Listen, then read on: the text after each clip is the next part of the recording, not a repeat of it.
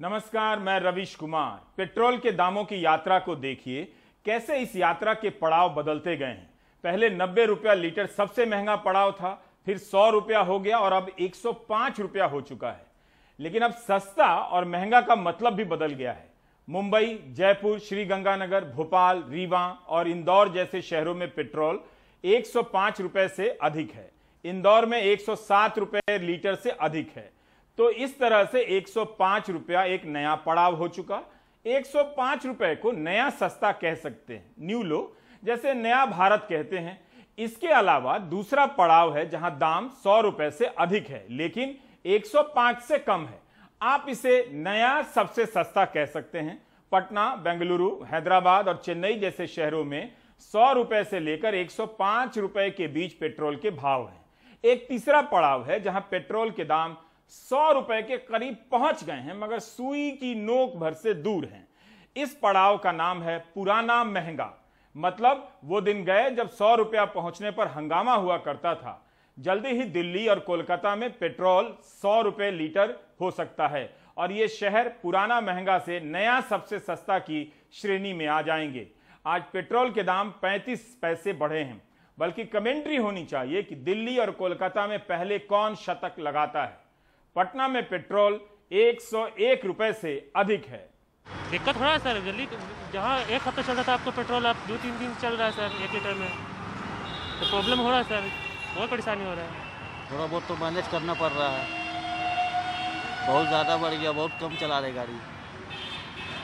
पहले ज़्यादा चलाते थे, बहुत कम चलाते हैं। बहुत हम लोग का दिक्कत हो रहा है, तो कर कमाई हो नहीं रहा, बड़ बाजार है नहीं है। वैसे भी मतलब पेट्रोल का दाम ऐसे बढ़ा जा रहा है और आम आदमी सब टेम्पो ऑटो वाला सब मर रहा है। वैसा तो कोई बहुत सरकार यहाँ का है कि हम लोग का बहुत मरल कर दिया, हर चीज़ का महंगाई कर दिया। यहाँ कोई जगह यहाँ पर इतनी नहीं है। डीजल जितना जलता है उतना कमाई नहीं होता है, इस सबसे परेशानी तो बहुत है।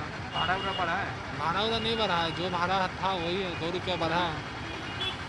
इधर तो भाड़ा भी नहीं बढ़ा है। पहले ठीक था, अब भाड़ा बढ़े के कारण भाड़ा भी कोई नहीं देता है। कहता है कि पुरनके भाड़ा लीजिए उसके बाद चलाइए। क्या करे, टेम्पो जबरदस्ती चलाता है। भाड़ा वही भाड़ा पर ले रहे हैं, भाड़ा सवारी नहीं दे रहा, सवारी बढ़ा के पैसा नहीं दे रही है। सब कैसे चलेगा?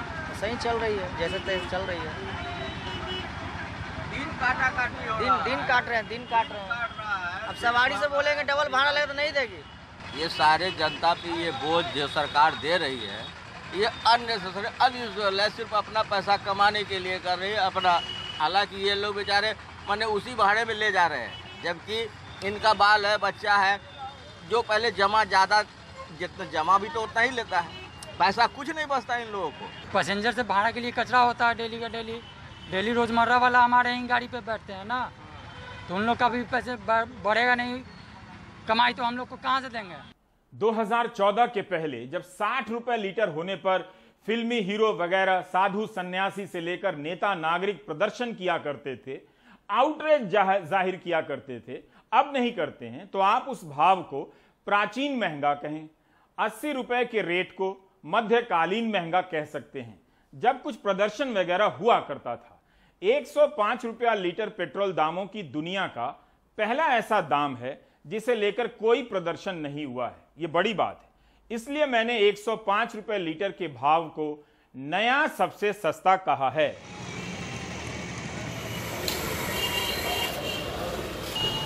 मीटर पर पेट्रोल के दाम देखने पर थोड़ी देर के लिए ऐसी फीलिंग आती है कि जा जेब भी कट गई, लेकिन तभी आपको यहां से नजर हटाते ही वहां लगा पोस्टर दिख जाता है, जैसे शहर में कोई नया सिनेमा आया हो और जनता की मांग पर सरकार ने टैक्स फ्री कर दिया हो।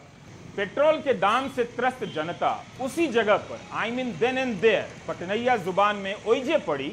मुफ्त टीका के लिए धन्यवाद मोदी जी का यह नीला पोस्टर आसमानी रंग सा विराट सुख देता है, ऐसा इस एंकर का विश्वास है। 100 रुपया 107 रुपया लीटर पेट्रोल खरीदकर इस पोस्टर को देखना कुछ ऐसा ही है जैसे 100 रुपये प्याज के साथ सब्जी वाले ने धनिया पत्ता मुफ्त में डाल दिया हो। आप इस सबसे महंगे दौर में मुफ्त का लुत्फ उठा सकें, इसके लिए बैंक से लेकर तमाम विभागों में मुफ्त टीका के लिए धन्यवाद मोदी जी वाला पोस्टर लगा दिया गया है। पूरी दुनिया में टीका मुफ्त मिल रहा है।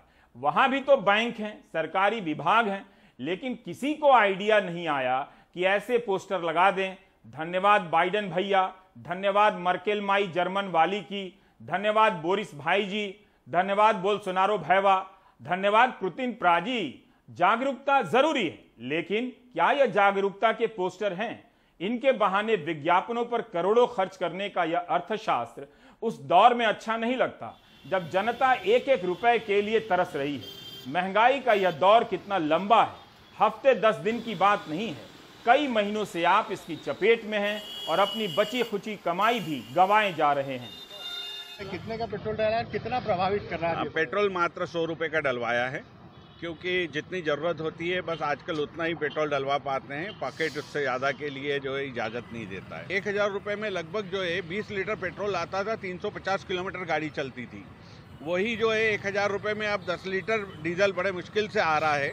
गाड़ी बस अब यह है कि घर पर रखी है, बजट पूरा बिगड़ चुका है, जॉब अपॉर्चुनिटी कम है। जिस सेक्टर में मैं काम करता हूँ वहाँ पर अभी जॉब्स नहीं हैं, सैलरी 50% हो गई है जहाँ पर है भी। तो सेविंग तो आप सोचिए ही मत। जो पहले राशन जो है हम 2-2.5 हज़ार रुपये का घर का आता था, वो आज 5-5.5 हज़ार रुपये का आ रहा है। खाने के तेल की कीमत, रसोई गैस की कीमत जैसा आप जानते हैं 25 रुपये अचानक बढ़ गई है और हर महीने बढ़ रही है। वैक्सीनेशन मुफ्त हो रहा है, टीकाकरण मुफ्त हो रहा है, उसके बारे में कुछ कहना है? देखिए, मुफ्त वैक्सीनेशन हो रहा है, ये अच्छी बात है, लेकिन शायद गरीबी रेखा के नीचे रहने वाले लोगों को मुफ्त दें। मैं अभी भी इतनी तकलीफों के बावजूद बोल रहा हूँ कि एक 500 रुपये में अपने वैक्सीनेशन के लिए अफोर्ड कर सकता हूँ। तो सिर्फ वैक्सीनेशन फ्री करने से आम जनता की समस्याएं दूर नहीं होंगी। हमारे लिए संभव नहीं है कि यह बता पाना कि किन किन चीजों के दाम कितने बढ़े हैं। पूरा परचून का लिस्ट बन जाएगा। महंगाई बढ़ने और कमाई घटने के कारण जनता इस वक्त अपने जीवन के सबसे मुश्किल आर्थिक दौर में है। आप महंगाई पर प्रधानमंत्री या उनके पेट्रोल मंत्री प्रधान को बोलते नहीं सुनेंगे। उनके हैंडल से लगता ही नहीं है, प्रधान साहब के हैंडल से, कि पेट्रोलियम मंत्री हैं और पेट्रोल 107 रुपया लीटर हो चुका है।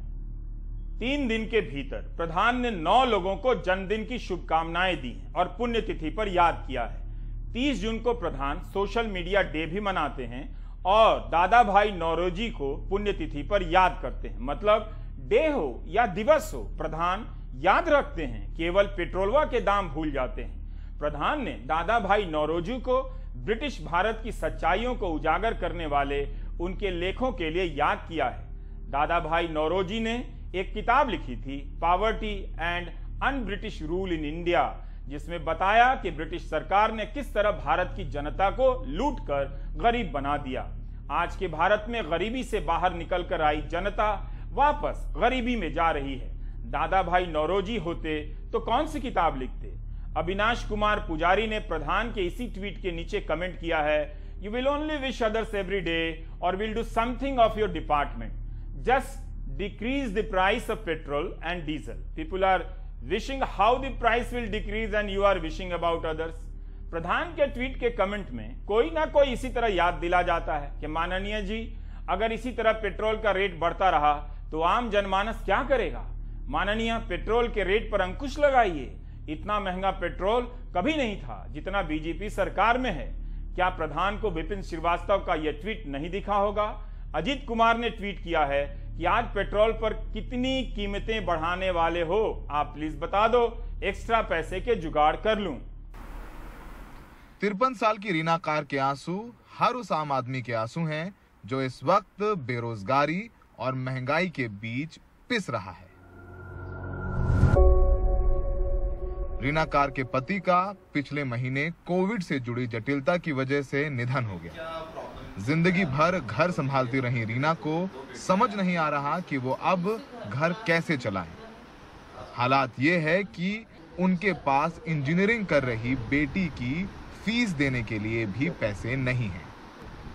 डेथ के बाद ऐसे है कि अब मेरा कोई इनकम सोर्स नहीं है। मैं LIC था, LIC लेने गए तो बोले LIC से आपको लोन लेके रखे हैं, तो वहाँ भी मेरे को नहीं मिले पैसे। मेरे 2 बेटी है, दोनों पढ़ रही है, एक फर्स्ट ईयर इंजीनियर में, एक MD कर रही हैं।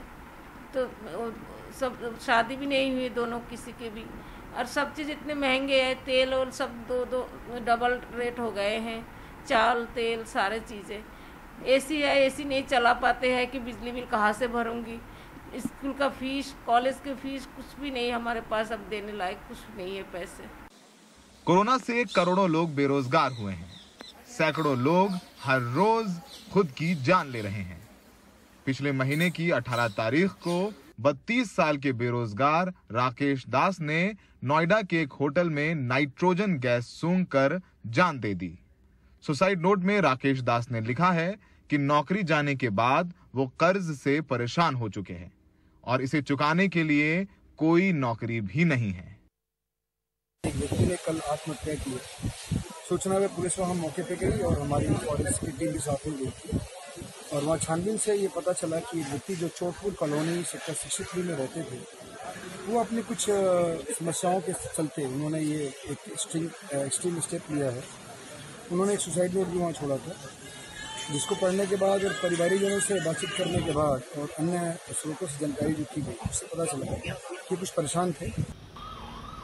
सोचिए, अगर मिडिल क्लास का ये हाल है तो गरीबों का क्या हाल हो रहा होगा। दिल्ली की इस भीषण गर्मी में हर लेबर चौक पर मजदूर अपने औजार लिया बेबस बैठा है। ना दिहाड़ी मिल रही है और ना पेट भर खाना। 50 साल के मजदूर राजकेश्वर ने तो अपने बच्चे का स्कूल से नाम भी कटवा दिया है। कहते हैं जब खाने का ही पैसा नहीं है तो स्कूल की फीस कहां से भरेंगे। महंगाई तो बढ़ती जा रही है। सरकार जहाँ पे है अपनी जगह पे वो भी अपनी ठोके जा रही है। महंगाई गरीब के ऊपर क्या बीत रही है, वो तो गरीब जान रहा है कि तो उसका आत्मा ही जान रहा है कैसे बीत रहा, कैसे गुजर रहा है अपनी हालात से। 4-4, 6-6 बच्चे हैं, कैसे पढ़ाएं लिखाएं, क्या करें क्या ना करें, इसमें क्या हो सकता। बच्चों को पढ़ा रहे हैं कि स्कूल छुड़वाया है? अब छुड़वा नहीं पड़ा, 2 साल तो ऐसे ही सरकारें बंद करके रखा है, तो उसमें पढ़ाना अगर पढ़ाने का क्या मतलब। छुड़वा दिया आपने? छुड़वा दिया स्कूल। देश तो कोरोना से उबर रहा है, लेकिन महंगाई और बेरोजगारी आम आदमी को जीने नहीं दे रही। कोविड की मार पड़ी, बेरोजगारी हुई और अब महंगाई। देश का मिडिल क्लास कहाँ जाए? वो ईमानदारी से सारे टैक्स देता है, समय से बिजली भरता है, समय से पानी का टैक्स भरता है, अपने बच्चों की फीस भरता है, ट्रैफिक में फंसता है, लेकिन उसके लिए कोई राहत नहीं है, कोई सब्सिडी नहीं है, कोई राहत पैकेज नहीं है और इस समय हालात ख़राब हैं। सहयोगी प्रेम सिंह के साथ नई दिल्ली में सौरभ शुक्ला, एनडीटीवी इंडिया। आपदा प्रबंधन में सरकार की तथाकथित तैयारी की क्या हालत थी आपने देखा। हर काम हाईकोर्ट और सुप्रीम कोर्ट के आदेश और फटकार के बाद किया गया। यहां तक कि कोविड से मरने वाले परिवारों को मुआवजा भी विपक्ष की मांग और सुप्रीम कोर्ट के आदेश के कारण मिलने वाला है। अगर हाईकोर्ट और सुप्रीम कोर्ट ने सख्ती ना दिखाई होती तो शायद लोग उसी दौर में आज तक घिरे होते। तो अब सुनिए, जो सरकार आपदा प्रबंधन में फेल होने के लिए सुप्रीम कोर्ट से फटकार सुन रही थी, वही आप में से उन सभी को पुरस्कार देना चाहती है जो आपदा प्रबंधन के क्षेत्र में उल्लेखनीय काम कर चुके हैं। यह इतिहास का शानदार दौर है। जो फेल कर गया है वो टॉपर को बुलाकर प्राइज दे रहा है। I like it. 1 जुलाई को प्रधान ने यह ट्वीट किया था कि राष्ट्रीय आपदा प्रबंधन प्राधिकरण सुभाष चंद्र बोस आपदा प्रबंधन पुरस्कार के लिए आवेदन आमंत्रित करता है। 31 अगस्त तक आवेदन की अंतिम तिथि है। हमने और सर्च किया तो पता चला कि पत्र सूचना कार्यालय पीआईबी ने 23 जनवरी 2021 को सूचना जारी की है कि भारत में आपदा प्रबंधन के क्षेत्र में संगठनों और व्यक्तिगत स्तर पर दिए गए अमूल्य योगदान और निस्वार्थ सेवा को मान्यता और सम्मान देने के लिए भारत सरकार ने सुभाष चंद्र बोस आपदा प्रबंधन पुरस्कार के नाम से एक वार्षिक पुरस्कार की शुरुआत की है। इस पुरस्कार की घोषणा नेताजी सुभाष चंद्र बोस की जयंती पर हर साल 23 जनवरी को की जाती है।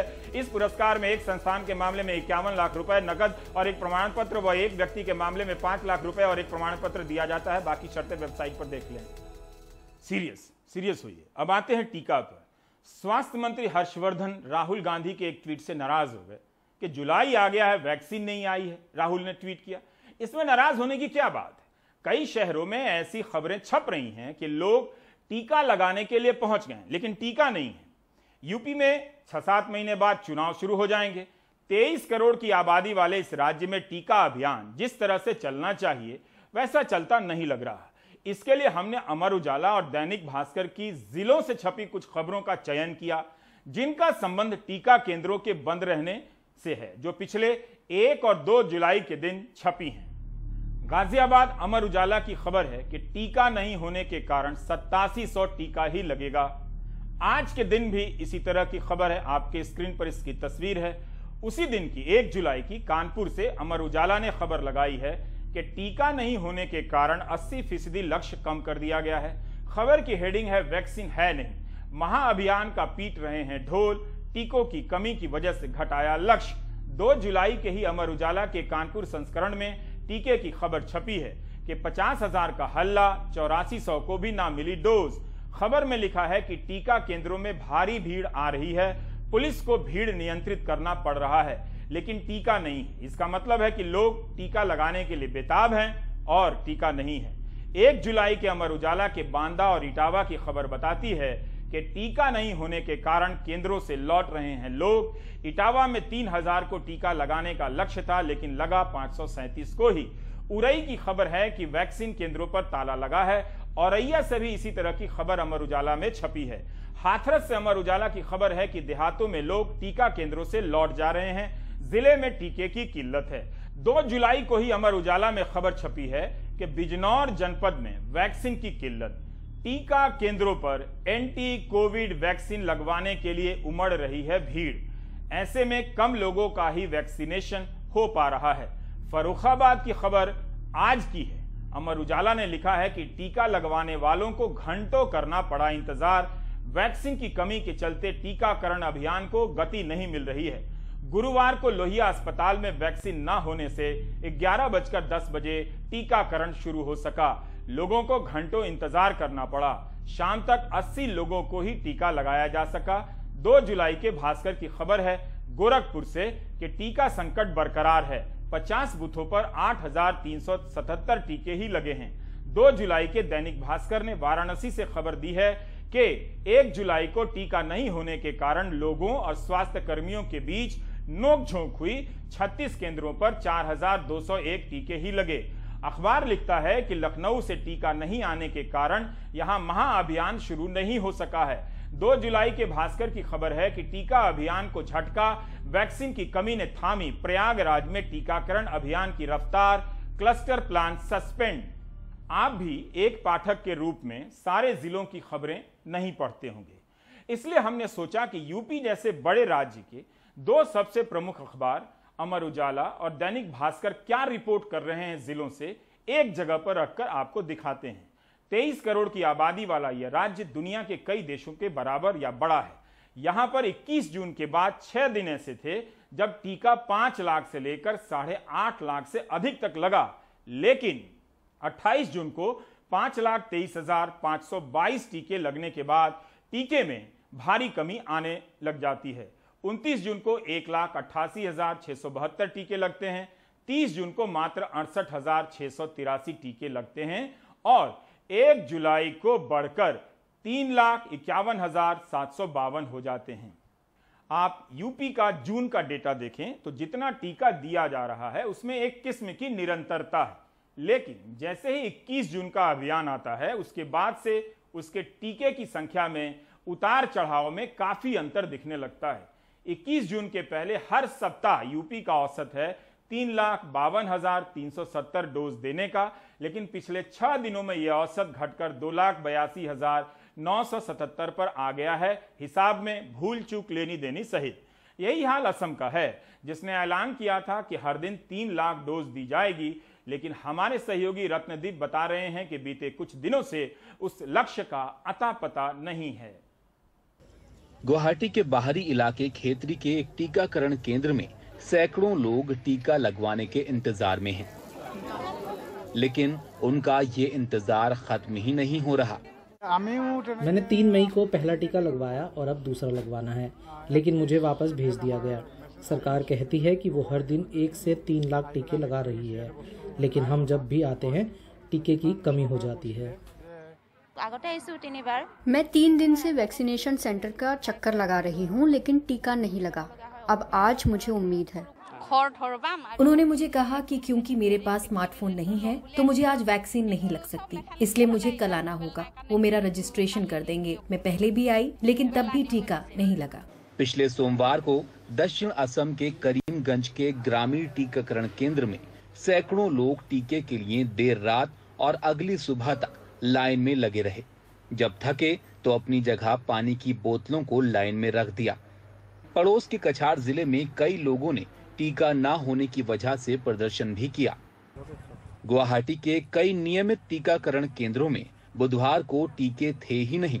21 जून को हुए टीका महाअभियान के बिल्कुल उलट। महाअभियान का मकसद जून के अंत तक 30 लाख लोगों को टीका लगाना था। 21 जून को 3,74,000 टीकों के साथ असम में टीकाकरण अभियान शुरू हुआ। 24 जून को टीकों की संख्या गिरकर 1,58,000 पर आ गई। 27 जून को तो बस 10,000 से कुछ ही ज्यादा टीके लग पाए। 30 जून को शाम 3 बजे तक करीब 12,000 टीके ही लगाए जा सके। टीका अभियान में गिरावट की वजह रही केंद्र से टीकों की काफी कम और अनिश्चित सप्लाई। अभियान शुरू होने से पहले 19 जून को असम को 2,90,000 कोविशील्ड और 20,000 कोवैक्सीन के टीके मिले। 22 से 24 जून तक 6,27,000 कोविशील्ड और 29,000 कोवैक्सीन के टीके मिले। उन्हीं टीकों के बल पर महाअभियान चला। लक्ष्य था 21 जून से 30 जून तक कम से कम 30 लाख टीकों की सप्लाई पाने का। सरकारी आंकड़ों के मुताबिक महाअभियान के लिए राज्य को पुरानी सप्लाई के अलावा सिर्फ 14,20,000 टीके ही मिले। नतीजा ये 21 से 30 जून के बीच असम में 16 लाख टीके ही लगाए जा सके, जो उसके लक्ष्य का करीब आधा ही है। 1 जुलाई से टीकाकरण में तेजी आई है। राज्य को 7 लाख डोज मिले हैं, लेकिन ये सिर्फ 4 दिन में ही खत्म हो जाएंगे। टीकों का ये संकट जमीन पर साफ दिख रहा है। ज्योतिरमन कलिता पिछले 4 दिन से अपने पिता के लिए टीका ढूंढ रहे हैं, लेकिन अभी तक कामयाबी नहीं मिली। मैं अपने पिता के लिए टीका ढूंढ रहा हूँ। वो सरकारी कर्मचारी हैं। उनके दफ्तर ने कहा है कि अगर टीका नहीं लगाया तो वेतन रोक दिया जाएगा, लेकिन यहाँ टीकाकरण केंद्रों पर टीका है ही नहीं। किसी को पता ही नहीं टीके कब आएंगे। उधर सरकार आश्वासन दे रही है कि जल्द टीकों की सप्लाई सुधरेगी। हमें उम्मीद है कि अगले हफ्ते टीकाकरण तेज होगा। टीके की सप्लाई में दिक्कत रही है, लेकिन इस महीने इसमें काफी सुधार होगा। असम में वैक्सीन के लिए लंबा इंतजार अब सामान्य सी बात हो चली है। लोग टीका लगाने के लिए कई दिन टीकाकरण केंद्रों का चक्कर लगा रहे हैं। उनका इंतजार खत्म भी नहीं हो रहा। गुवाहाटी से रत्नदीप चौधरी की रिपोर्ट, एनडीटीवी इंडिया के लिए। सुप्रीम कोर्ट ने सख्ती दिखाई और विपक्ष ने जब हंगामा किया तब जाकर कुछ योजनाएं नजर आ रही हैं, वरना टीकाकरण की तैयारी का क्या हाल है आप देख चुके हैं। टीकाकरण की तैयारी थी ही नहीं। टीकाकरण की अब भी तैयारी वैसी नहीं है जैसी होनी चाहिए। अभी भी जब कुछ ठीक हुआ है तब भी गाड़ी बैलगाड़ी की तरह चल रही है। 21 जून को 90 लाख से अधिक टीके लगे, हंगामा मच गया, रिकॉर्ड बना दिए। उसके बाद फिर से सरकार दोबारा इस लक्ष्य को हासिल नहीं कर सकी अभी तक। 21 जून के बाद केवल 4 दिन ऐसे थे जब 60 लाख से अधिक टीके लगे हैं। पिछले 5 दिनों का रिकॉर्ड बहुत खराब है। 26 जून को 64,19,992 टीके लगाए गए। 27 जून को घटकर 17,15,921 टीके ही लगे। 49 लाख की कमी हो गई। 28 जून को संख्या फिर से बढ़ती है और 52,68,818 हो जाती है। 29 जून को 36 लाख और 30 जून को 27 लाख से कुछ अधिक टीके लगते हैं। सरकार ने सुप्रीम कोर्ट में कहा है कि दिसंबर के अंत तक कुल 186 करोड़ टीके लगा दिए जाएंगे। 1 जुलाई तक कुल 33 करोड़ 64 लाख टीके लगाए गए। सिर्फ अगले 183 दिनों में 153 करोड़ टीके लगाए जाने बाकी हैं। इस हिसाब से दिसंबर के अंत तक भारत को रोज 83 लाख टीके लगाने होंगे, मगर हमने पिछले 24 घंटों में 42.5 लाख टीके ही लगाए हैं। यानी जो रफ्तार होनी चाहिए थी उससे आधी रफ्तार है, पर टीके लग रहे हैं। यह वीडियो बिहार प्रांत के रोहतास का है। एक दर्शक ने भेजा है। आप देख सकते हैं कि बिना सामाजिक दूरी के लोग टीका लगाने के लिए कड़ी धूप में कितनी मेहनत कर रहे हैं, बेचैन हैं। साधारण लोग भी टीका के महत्व को जान गए हैं। सरकार समय पर इसके महत्व को नहीं समझ सकी, वरना इंतजाम कहीं ज्यादा बेहतर होता। इस बीच कोरोना से मरने वालों की सरकारी संख्या 4 लाख से अधिक हो चुकी है। सरकारी संख्या अलग है जो कम है। 477 दिन पहले जब कोरोना से पहली मौत हुई थी, तब से हर दूसरे मिनट पर एक व्यक्ति की मौत कोरोना से हुई है। इतना जरूर कहूंगा कि कोरोना का टीका मिल रहा है तो जरूर लगवाएं। रही बात पेट्रोल की, जब आप खुद ही 107 रुपया लीटर भरवा रहे हैं तो मुझे कुछ नहीं कहना है। बस यही कि प्रोपेगेंडा सस्ता बना रहे ताकि आप जल्दी ही 110 रुपये लीटर पेट्रोल भराने का गौरव हासिल कर सकें। नहीं तो गोदी मीडिया की मेहनत बेकार चली जाएगी। आप समझते नहीं हैं मेरी बात को। ब्रेक ले लीजिए।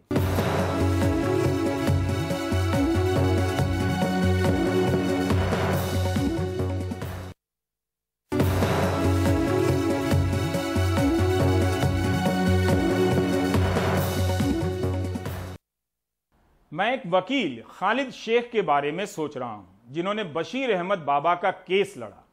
इस वकील के लिए 11 साल तक सुनवाई का सफर तय करना कितना मुश्किल रहा होगा, खासकर एक ऐसे आरोपी के बारे में जिस पर गुजरात एटीएस ने राज्य में आतंक का नेटवर्क बिछाने का आरोप लगाया हो।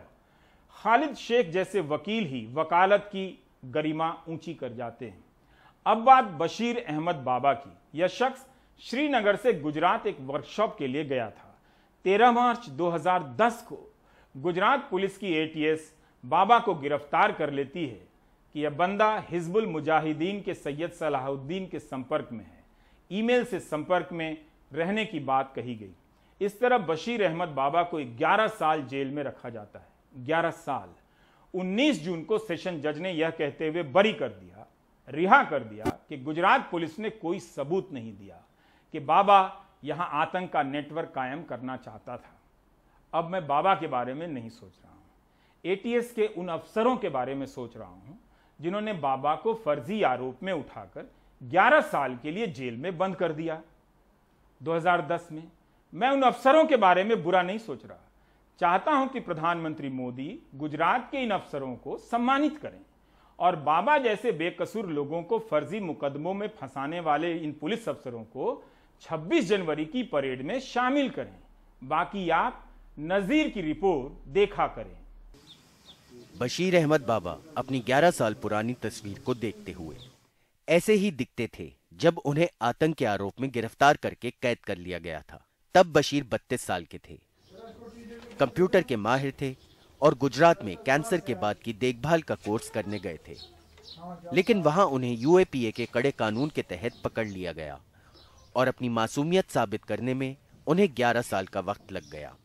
12 साल पहले ये मैं आपको दिखाना चाह रहा हूँ क्योंकि ये मेरा 12 साल पहले का फोटोग्राफ है। ये मैं 12 साल पहले था। तो जब मैं अरेस्ट हुआ अहमदाबाद में, तो उसके बाद में मुझे जेल में शिफ्ट किया गया। इन 12 सालों में घर के अंदर कितने उतार चढ़ाव आ गए इसके बारे में मुझे ख़ास इल्मियत नहीं है, मगर फिर भी ख़त किताबत के ज़रिए से घर वालों का जो भी प्रॉब्लम होती थी, घर वालों के जो भी मसाइल होते थे, वो मुझे जानकारी देते थे ख़त किताबत के ज़रिए से। इन 12 सालों में मेरे वालिद साहब भी डिप्रेशन में आ गए थे। मेरे वाले साहब भी उनको फिर कैंसर हुआ, वो फोत हो चुके थे।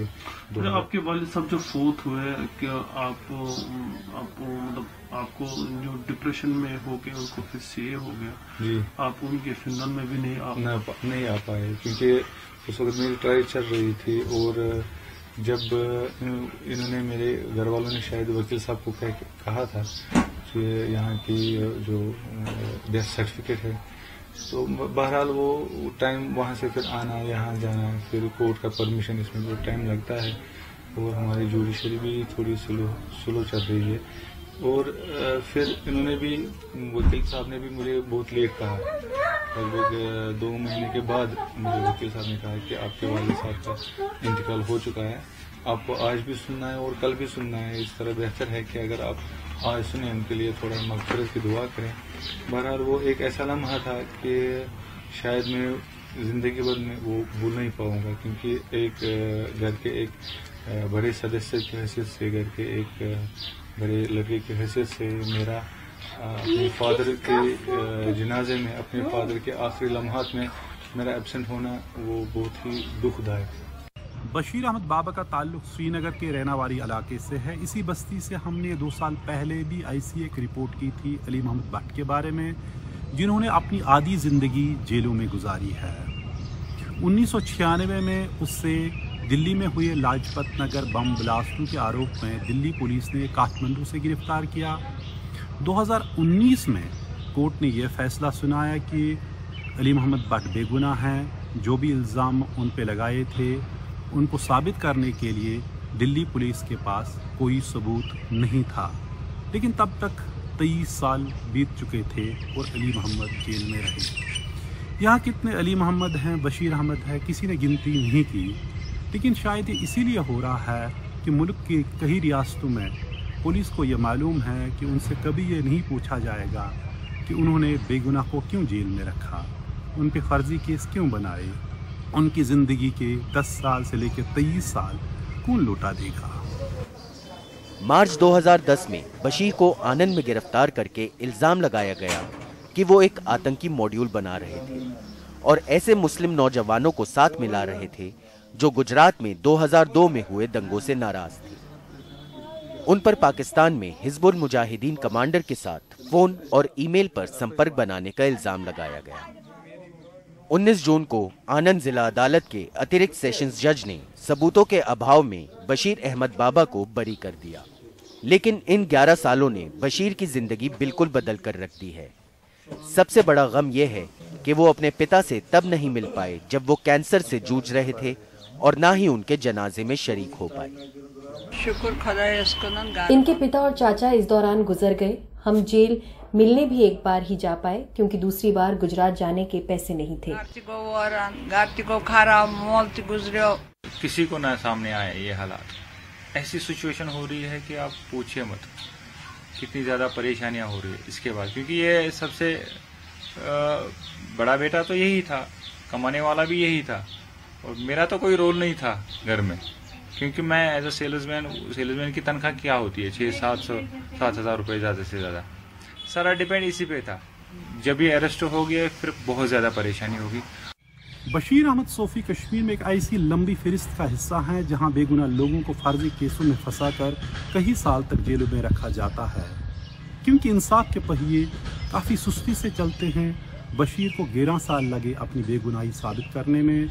जज ने बिलाखिर ये कहा कि पुलिस के पास कोई सबूत नहीं है।